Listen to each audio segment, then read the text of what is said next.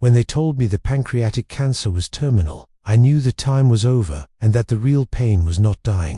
It was knowing there would be no chance left to fix the father and husband I was not. I did not ask about options. I did not ask about timelines. The word terminal landed and stayed. It explained everything I had been avoiding. I was not unlucky. I was late. Late to notice my body. Late to notice my family. Late to understand that postponing a life does not pause its cost. The scans sat on the table, but they were not what kept me awake. Faces did. Names did. Empty chairs did.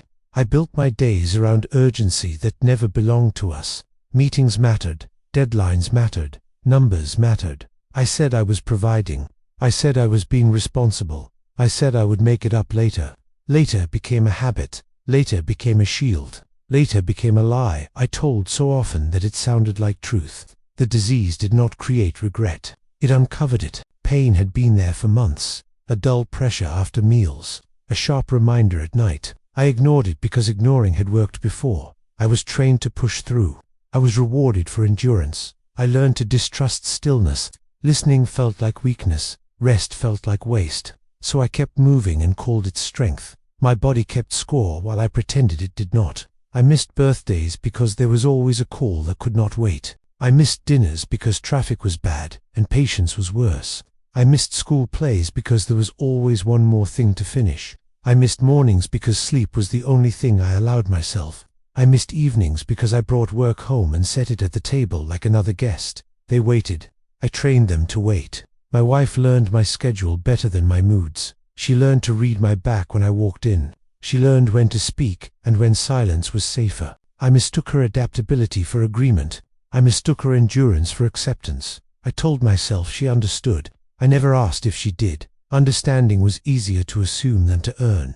My kids learned to measure time by my absences. They learned that promises came with conditions. They learned that love could be sincere and still postponed.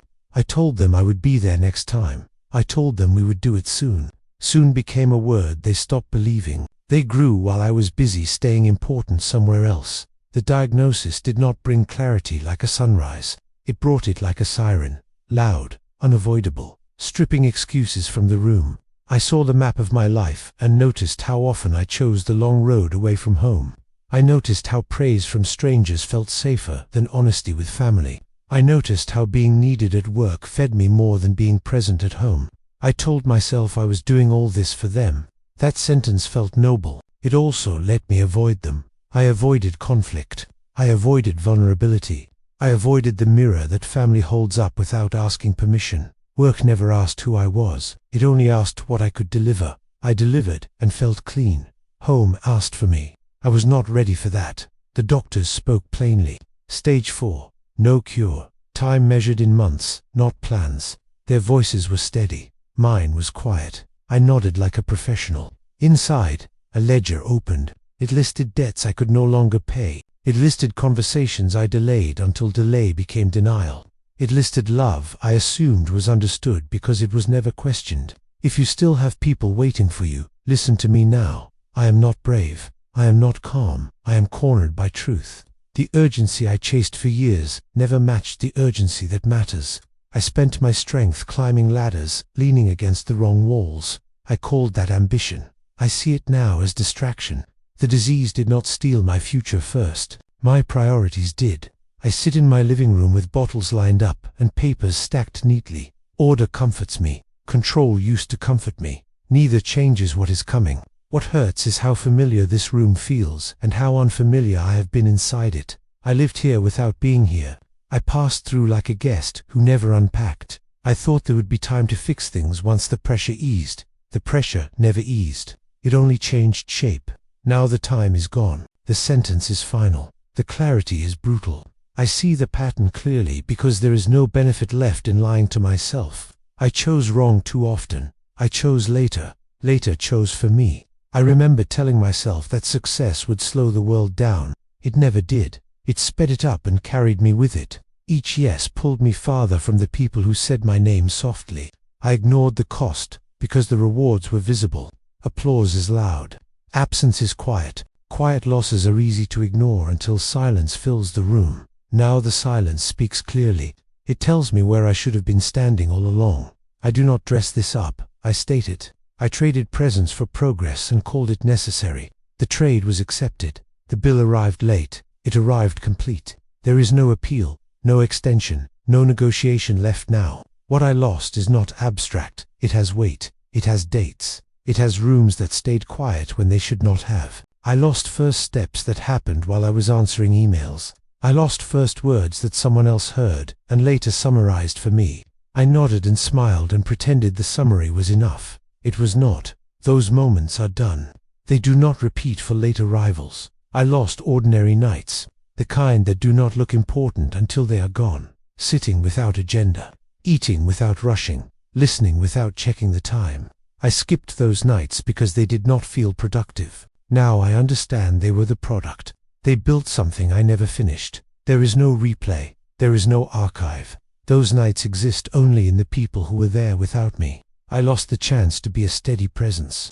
I was a visitor in my own house, coming and going, bringing stories from outside while missing the stories forming inside. I know when my kids learned to stop looking at the door. I felt it. I did nothing. That moment does not reset. It hardens. It becomes history. I lost arguments that should have happened, honest ones, the kind that clear the air and leave damage you can repair.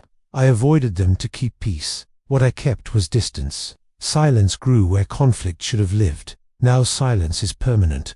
There is no time left to break it properly. I lost trust in small pieces, not all at once. A missed promise here, a cancelled plan there.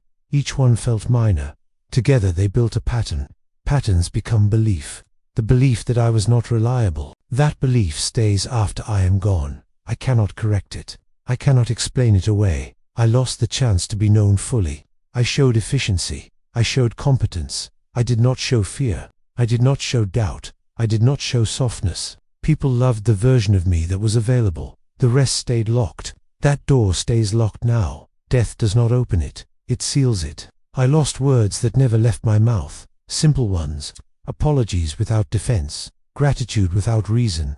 Love without conditions. I assumed they were obvious. I assumed time would carry them. Time does not carry what you refuse to hand over. Those words remain unsaid forever. They do not echo later. I lost shared memories that require presence. Photos exist without me in them. Stories will be told where my role is absence. I will be the one who was busy, the one who meant well, the one who was always about to show up. That is how I will be remembered. I cannot rewrite that description. I lost the chance to slow down while it mattered. Slowing down now means nothing. Now it is forced. Now it is empty. Slowing down only works when you choose it.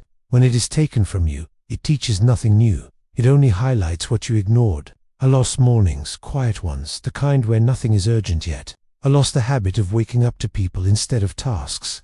My days started with lists. They could have started with faces. That choice is gone. Mornings now begin with pain and measurement. They end early. I lost evenings that closed the day properly. I left too many days open. Loose ends everywhere. Unfinished conversations. Tension that carried overnight. Those nights trained everyone to sleep without me. That training worked. It cannot be undone. I lost the role of being dependable in the small ways. Showing up when it rains. Staying when it is uncomfortable. Listening when there is nothing to fix. I offered solutions instead of presence. Solutions expire. Presence does not. I chose the wrong one. I lost the chance to age alongside my family, to change together, to soften together. I will not see who they become next. They will see who I was. That difference matters. It is final. I lost the illusion that intentions count after outcomes are set. They do not. What exists now is what was done, not what was planned, not what was meant. Only what happened remains. Everything else disappears. There is no balance coming. There is no final correction. There is no moment where it all evens out. Loss does not negotiate. It stands. I state this without drama. This is not a lesson. It is a record. These things are gone. They do not wait.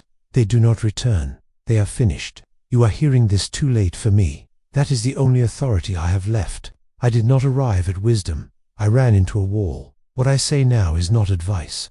It is damage report. I see my life clearly because nothing is left to protect. I was wrong in ways that felt practical at the time. I was wrong in ways that were rewarded. I was wrong in ways that looked normal. That is the most dangerous kind. Normal, wrong lasts the longest. I thought love was durable enough to wait. I thought presence could be replaced with provision. I thought being tired was proof of value. I thought silence avoided harm. I thought tomorrow was stable. None of that survived contact with the end. I am not misunderstood. I am understood too well. The version of me that showed up is the version that exists. The rest does not matter. People remember what they lived with, not what you carried privately. I carried good intentions. They lived with absence. I believed I would notice when it was time to stop. I did not. There was always one more obligation that felt real. One more demand that sounded urgent. Urgency is loud. Meaning is quiet. I trained myself to listen to noise. If you think you will recognize the moment to change, you will miss it. It looks like every other day. It feels ordinary. That is why I ignored it. That is why most people do. I used to think regret would come later, if it came at all. I imagined it as a soft reflection. It is not. It is sharp. It names specifics. It does not generalize. It shows you exact scenes and reminds you that you chose differently. I am not special for realizing this now. I am common. This is how it ends for many, quietly, with clarity that arrives when it can no longer be applied. I do not get a final act of repair. I do not get a grand moment. I get awareness without utility. That is the punishment. Knowing exactly what mattered when it no longer accepts effort. You still have leverage. That is the difference between us. Not intelligence, not morality, time. That is it. Do not misunderstand me. You will not fix everything. You will still fail. You will still disappoint, but you can fail while present. You can disappoint without disappearing. You can choose to be there even when you are imperfect. I waited to become better before showing up. Better never arrived. Showing up was the point. I learned that when the lesson had no use left, you may think your people know how you feel. They do not know unless you make it expensive to ignore. Say it, do it, stand there, be seen. That costs time. That cost is the price. Pay it now. I thought my role was to hold everything together. What I really did was hold myself apart.